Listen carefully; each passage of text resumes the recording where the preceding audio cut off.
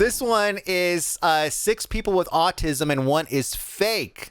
This for me is interesting because Declan has autism, and because of working with Declan and exposing myself to like more media and learning more about autism, it helps me. I feel like it helps me identify some of the traits. First of all, just let me say this real quick. Never, ever, ever, regardless of what's going on in this video, ask somebody if they're autistic, okay? Because if they are and they're trying to like mask it and fit in and not let anybody know, they're going to feel really weird about you calling them out. They're going to feel like their masking doesn't work, all right? So I think we just talk about our disabilities. I prefer disorder. Disorder, yeah. Yeah. I was diagnosed in middle school, and then I transitioned to a school for people on the spectrum. Once I graduated middle school and went to that school, I kind of... They had a whole school? They have schools for that? Like, for people... maybe this was like some years ago or whatever, but now here in California, like, I don't know if this is like a lot of places, but they have what's called IEP, which is individualized education program or something, plan. And basically what it is the teacher, and we basically through the whole assessment process, and between the teacher, the school, like psychologist or principal or whatever, like there's always like a bunch of people representing different parts of the school district and all that stuff in these meetings. And what we do is we come up with a plan that works, that's tailored to Declan, right? In our case, to Declan. And in your guys' case, I don't know if that was different or whatever, but I guess California has some insane programs though. Yeah, I mean, Declan just goes to school with other kids his same age, and I don't know if that's always going to be the case, right? Like maybe there's going to be a period of time where we have to like put him in a different class or something, but right now he's in regular class with everybody. You work as a teacher in such a school, so yeah, you probably have, and the IEPs can detail down to like the student should be allowed to have a drawing break every 30 minutes, right? Like it seems to like somebody who is not neurodivergent, it seems like, why do you need that? Because you don't need that, right? You don't need that break. And so these programs, these plans are put in place so that way each individual student can have a tailored curriculum, or kind of like a sister curriculum, or whatever you want to call it, that will also add extra elements that will help that person succeed in their day-to-day life. This is really hard because there's like so many eyes on me already. It's just taken a while to accept that I have a disorder. There's people who I've met myself who say you have autism, and my family would be like, did you tell him you have did you tell him you have a disability? No, I don't think I need to. But reality, it really does help to know that I do have autism. They first suspected me of being autistic when I was 5. But they hesitated to diagnose me because I was too intelligent. I mean, that's a compliment right there. Being too intelligent. I feel like in some ways it was a little bit of an insult. I was diagnosed at the age of 2. I don't see it as a disorder or a disability because I don't... How the fuck are we going to pick out the person who doesn't have autism in this group? I feel like this is a trap. There are some that will probably stand out as like, oh yeah, that person probably is autistic because they're checking a lot of boxes. But you could also check none of the boxes and still be autistic. None of the outward boxes that we see here, you know? Yeah, it's a trap. See my autism as something that's negatively affected my life because like I like who I am, I like the way I think, and I don't want to change a single thing about myself. Honestly, like being here is like... Okay, so Declan was diagnosed at 2. You say I think the guy was diagnosed at 2. That's really, really early. Most dogs wouldn't know to test that early. Yeah, Declan was diagnosed at 2, and that was per the recommendation of his pediatrician. I had a hard time. I had a hard time with that diagnosis because Zebrios, I was like, this is too, like, how, like the test that they gave him was like a flip. It was like, here, look at this shape, draw this shape, whatever. He was like, maybe he was 3. And I was like, this is a boring ass test. Like, I would fail this test, you know, like what the and then as time went on, we started seeing more and more signs. You know, basically when Declan started memorizing all of the countries in the world, literally at the age of like 2.5. How about Panama?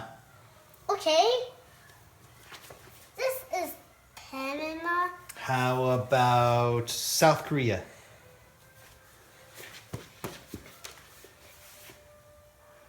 There's North Korea and South Korea. Good. How about Turkmenistan? Okay. to understand. That's when we knew maybe. We have to. Oh, go ahead, Amanda. Sorry, I've spoken so. I personally see autism as a disability. I have a master's in disability studies. The medical model of disability inherently says that autism or any other disability is within our own fault and that we are the cause of the disability. But the social model of disability says that society is the cause of the disability. So autism is a disability because society is not made for me. That disability comes from without, not within. I grew up autistic and deaf, and I grew up feeling like I was such an outcast and you know, and I was the odd one out. Oh, hey, I just used the name of the. That was fun. I was diagnosed when I was 4 years old, and it's you know, like it's always been a difficult process for me. You know, like basically growing up, you know, going to school and everything. You know that people don't perceive me as this normal guy. So I figure if I'm going to be this autistic person, you know, like might as well be the best autistic person that I can be. You know. Yeah, there are. Yeah, as everybody's look at the people and look at any of them that have trouble maintaining eye contact. That's a tough one too. Because like, you know, there's like Declan doesn't have much of an issue with eye contact. But I also don't, sometimes it's hard to tell if Declan's looking at your eyes because of the way we trained him. Like a lot of times I think what happens is like when kids grow up with autism, they learn to fit in and to mask by not looking at the person in the eyes, but they'll look at like their forehead or their nose or something, but they won't make eye contact. And I feel like that's what Declan does sometimes. I don't know what eye to look at. Yeah, so just look at the nose. I always, Preach! Yeah, I mean, I always try my best to excel in school. You know, I always tend to be like one of the smartest kid in school. You know, that's a whole stereotype. I would consider myself a late bloomer. I was diagnosed at the age of 22. I went most of my life always knowing that there's something different about me, but I couldn't put my finger on it. The reason why I only got diagnosed this year was because I recently moved to a large metropolitan area that has many resources, and so that was one of the best decisions I've ever made in my life because I have access to therapy, and I was finally able to get an answer that I was always looking for. I really, really struggled to fit in. I really struggled to be able to come up with the right words to get other kids to want to talk to me. And so I stood out pretty badly, and that continued throughout my entire time in grade school. I remember first feeling what depression was when I was around 6. So when I was in university, they make us do these psychological studies because I was studying psychology, and they have different things you can apply for. And she's the bait, just so you know. They put someone in here who's checking barely any of the boxes to throw you off. I noticed one of them was they were studying autism in women, specifically like people who are older.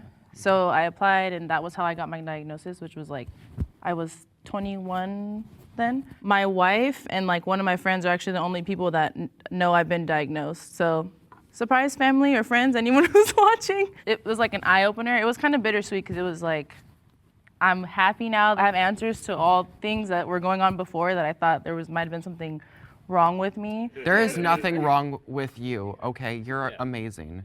I agree with that. I agree.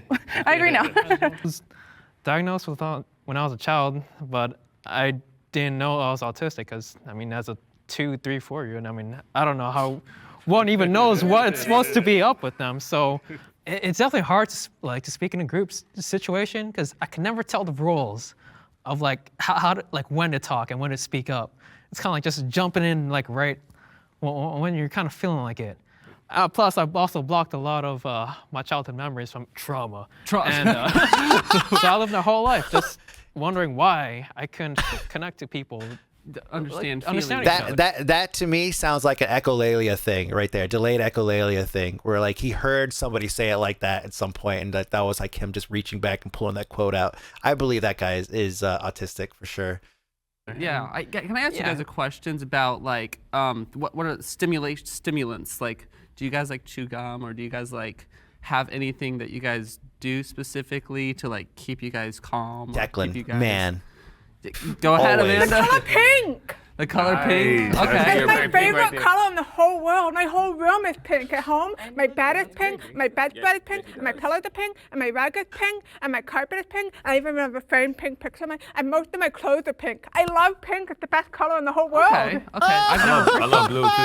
I like blue too, but pink is better. Okay. Well, I mean, it's subjective. How do you guys feel? Yeah, Chai is definitely autistic for sure.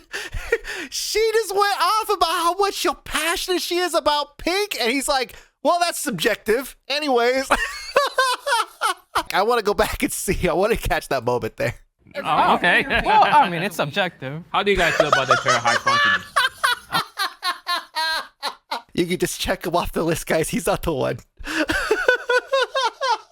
I don't like that I term didn't at really all. think about it too much. I don't think I think about it either. that Autism much is too either. much of a spectrum. So many people with autism have so many different experiences. I can't choose any of you guys to be the mole. This is gonna be the hardest Even me thing. myself, like it's like I think I'm the mole. Honestly, like Like, oh, they were like, try to find the mole. And we're like, maybe there's none. Just go. Even the person who's neurotypical might just be an undiagnosed autistic. Yeah. You never know that. You never know about that. It's Like, true. damn, all this relates. Wait a second. Huh. The mole might not be neurotypical. Just because someone doesn't have autism doesn't mean the mole could have like ADHD or OCD. Actual and could be overlapping the symptoms that could be associated with autism as well. My kid has a genetic condition that is not autism, but does manifest behaviorally and neurologically in many ways that are similar to autism.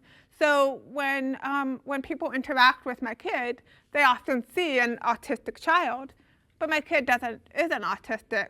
Does autism run in any of your guys' family? I realized I was autistic because my little half brother, he's 5 years old. Well, I guess he's 7 now.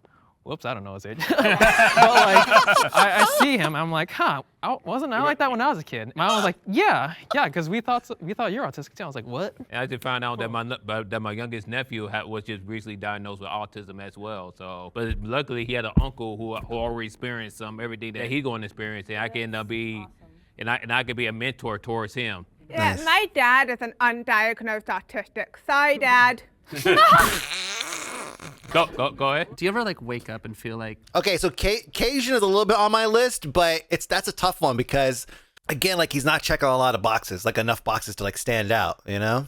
you're not autistic and like or like you have a disability? You're like, this is just me. Like Yes. I don't have a Feel that way. disability. It's called masking. I think I could be seen as neurotypical passing sometimes because I try to hide as much symptoms as possible because I was trained to do so at a very early age. People that don't have experience with others who have autism, they expect it to stand out, and that's not always the case. You know, I mean, we all look like humans. I think you can blame that partly on the media, how they portray us. We don't really have good representation of us. No, we don't. What that movie with Dustin Hoffman now, Rain Man, oh, yeah, shit. where you being on the spectrum automatically mean you're good at gambling. I wish I was good at gambling or something. None of them have the same experiences that I do. So there's no way to have pinpointed, oh, this person is more quiet, this person is more socially awkward. There's no way to tell who was autistic or not. All right, yeah, Cajun sus for sure. Yeah, I can't read all these people. And some of them stand out as being, yeah, definitely, right? Let me just go and say that. Let's see. So this is so she says she's not the mole. I would say not the mole. I would say not the mole. Not the mole. Not the mole. And I feel like she's bait. And I feel like that leaves him. Woo, this is tough. This is tough because, I mean, like they said, talk about masking. It's like some people learn how to mask really early. And like, this is something that we're trying to teach Declan how to mask in situations. So he has that in his tool set, but not necessarily, we don't force it on him. You know, like we try to tell him, well, maybe it's better if you say this. So try say this instead. Don't say that. Some people are gonna think you're rude. You say that. Say it like this. You know, we try to teach him better words to use in situations so that way he doesn't have to worry about, somebody being like, what the f*** did you just say? You know? Here we On go. the count of 3, will the mole please raise their hand? 1, 2, 3. You bitch. Oh, me. Oh, okay. Oh, sorry. Oh! She didn't share a lot about herself. That's true. Who could have seen that coming? I totally didn't see that coming. I was shook. I was like, no, it cannot be her. It can't be her. I never would have guessed. I actually didn't lie about anything. I just flipped out autism with FASD, and it stands for fetal alcohol spectrum disorder. I was Oh man, I even said she has a cleft lip, which I thought was, just an observation. exposed to alcohol when I was inside my mom in the womb for the first 5 months. And you can kind of think of FASD as a spectrum just like ASD. Even though she might not have been autistic, there are a lot of overlaps between autism and many other neurological disabilities. Yeah. FASD is never talked about. I've never met a single person who shares that diagnosis with me. What differences do you see between people with autism versus? I actually see a ton of similarities. And I wouldn't want to, discredit anybody else's experience, but autism does run in my family very heavily. My dad has autism, I have a sister that has autism, and I have quite a few cousins who have autism. And I also have quite a few friends who have autism. Okay. Damn, we're not your first. Okay, what? This guy Chai is hilarious. The autism community accepts you. I love you guys. Getting a diagnosis can be a whirlwind of emotions. As long as you stay true to yourself, I promise you everything's gonna end up okay. Okay, Chai and Amanda, I would follow them on social media. Like, that was really interesting. It was. Yeah, it was. It was a crash course for, if you've never seen the wide gamut of different, I guess, isms, personality traits, and tics and things that you would be attributed to somebody that has autism, then this is a great crash course in that. You get to see a lot of that in action here. Wow, yeah, this is like, well, FASD, I don't know a lot about FASD. This is definitely awareness for me. FASD is way underdiagnosed because many mothers won't admit to the alcohol use and hide it from people close to them. Ooh, yeah. That was a good one, Top. Thank you for that one. Appreciate that. Who is a fake singer? Oh, who's a fake singer? Oh, who's a virgin? Oh, hold on a second. Now I got who's a virgin. Who is not a virgin? Wait. Who is not a virgin? Okay, that's a good one. All right. You virgins ready for this?